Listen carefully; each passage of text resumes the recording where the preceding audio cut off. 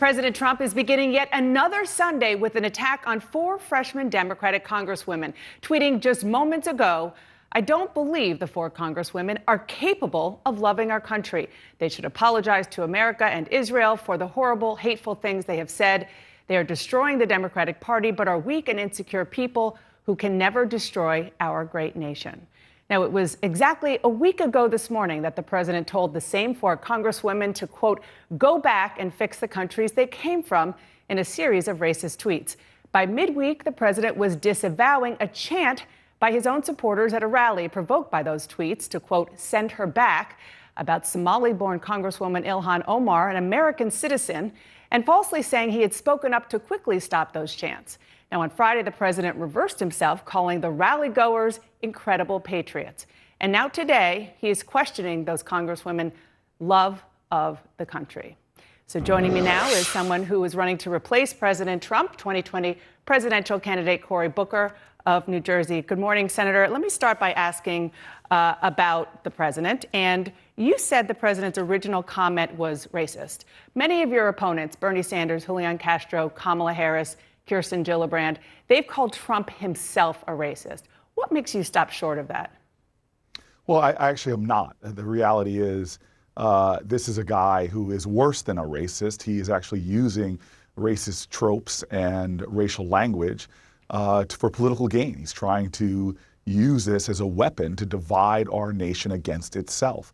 And this is somebody who is very similar to George Wallace, to racists who he's using the exact same language. As somebody texted me during his rallies, I've seen this before in black and white, and now I'm seeing it again decades later where I thought our country was beyond this. I'm seeing this in full color. So this election, in many ways, is yet another chapter in our American history. We've seen it with the Know Nothing Party, which was trying to stop Irish and German immigrants. We've seen it with McCarthyism. We have a demagogue, fear-mongering person who is using race to divide. And this is a referendum, not on him. It's actually a referendum on the heart and soul of our country. Who are we going to be and who are we going to be to each other? So let's talk about your race to get the chance to run against President Trump. CNN announced this week the lineup for the Democratic debate. Next week, you will be on the stage right next to former Vice President Joe Biden. Your Deputy Communications Director tweeted about next week's debate and said the following: "Mark the date, July 31st, 2019. Joe Biden finally gets his own Senate Judiciary Committee hearing." What does that mean? I'm not sure. I didn't see the tweet. I'm looking forward to being on that stage with people that are vying for the most important job in our country, and looking forward to putting out a vision of what we need for the future of our party. And we need leaders not only good and sharp on the ideas, but back to that issue of the soul of our nation, is who can really divide, at a time that Trump is trying to divide, who can really unite not just our party, but who can unite the country as a whole. Joe Biden, of course, came under fire for his handling of the Anita Hill hearings when he was chairman of the Judiciary Committee. Do you think it's about that? And more importantly, is that something that's in the front of your mind as you think about preparing for this debate? Well, look, there are issues in all across our country that we're still struggling with, and challenges.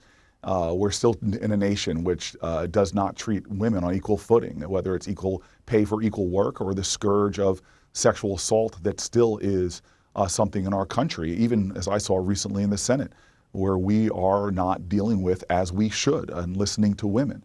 And even more than that, we see a criminal justice system that not only attacks women. We have 86% of the women we incarcerate are survivors of sexual assault, but a prison system that was supercharged by things like the 1994 crime bill.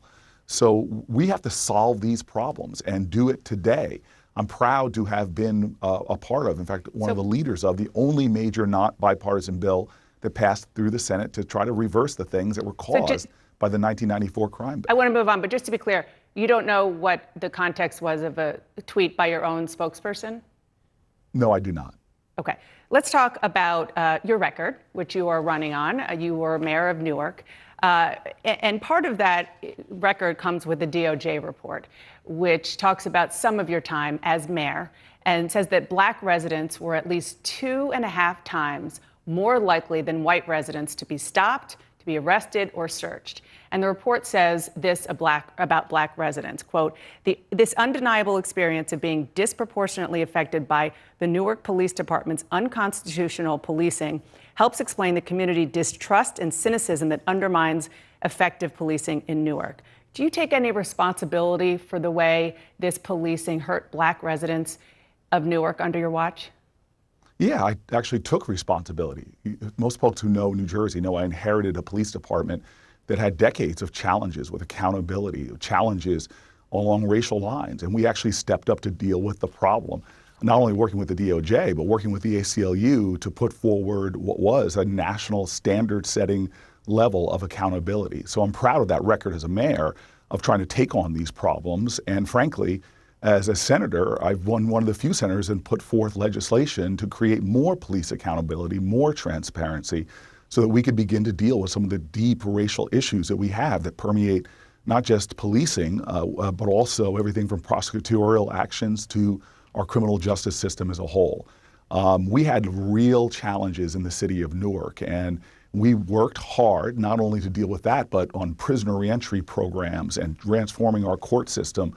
We did a lot of things that really have become models for what needs to happen, not just in New Jersey, but in our nation as a whole. I want to get to a couple of other issues. Healthcare, of course, which is a huge one in the race for the Democratic nomination. Your 2020 opponent, Kamala Harris, who supports Medicare for All, like you do, said this week that she would not raise taxes on the middle class to pay for it. Joe Biden went on the attack about it this week. Let's listen.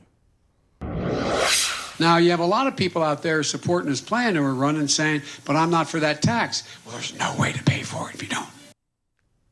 So you're a co-sponsor of Medicare for All. Would you raise taxes on the middle class to pay for it? First of all, I'm a co-sponsor of a lot of bills that can deal with this savagely broken system, the costs of which are tremendously to the tune of hundreds and hundreds of billions, trillions of dollars more than a lot of other countries are paying. We have a deeply broken system. If I am president of the United States, the first step that I'm going to take is to create a public option that actually will reduce costs within the system, driving down prescription drug costs, attacking the bureaucracy that's going on. As somebody who actually had to run something, I was a chief executive of our state's largest city during a recession. We found ways to battle back bureaucracy, lower costs, and make things more efficient. But Senator, That's do you want to do that? do. Okay, but do you want to do that with the Medicare for All plan? Because you're a co-sponsor, that suggests that the answer is yes, but you're saying maybe not. No, look, what I've said very clearly to folks is I believe that Medicare for All is the end that we should be seeking. But anybody who says that, it can't be a political slogan. There has to be a pathway there. And the first step in that pathway is actually creating a vibrant public option, driving down costs for Americans, creating options so people don't have to ration their prescription drugs. So Bernie Sanders, Elizabeth Warren, they would do Medicare for All at the beginning. They get in the White House, and that would be what they would do. For you, the answer is no. Dana, you and I both know that even if we had 60 votes in the Senate right now, all the Democrats in the Senate wouldn't even support that. This is about not letting the perfect be the enemy of the good. We're dealing with a country right now that needs a lot more good. So is Medicare for All unrealistic? Next step of what? No, look, Medicare for All is what we should be going for. But the first step getting there has to be showing that we can create a public option, allowing Medicare to be more available for more people. And if we do that, by the way, we'll drive down costs because people from private pools will begin to choose Medicare for All. More older people, 55, 56, will choose that public option, which will make those private pools go down. And you're right, I do know the reality of Congress, but I just want to make sure that we're clear here. You just said Medicare for All, which you said is your aspiration, can't pass. So it wouldn't be your first issue out of the gate. I'm not taking anything off the table. I believe that this election for our nation needs to be a movement election. So we don't necessarily know what Congress is going to look like. My goal is that in America, all Americans agree with this, that in this country, healthcare should be a right. Nobody should be being denied healthcare opportunities because they can't afford them. And so what's the first steps that we can take to begin to get there? They have to involve increasing access and lowering costs for Americans.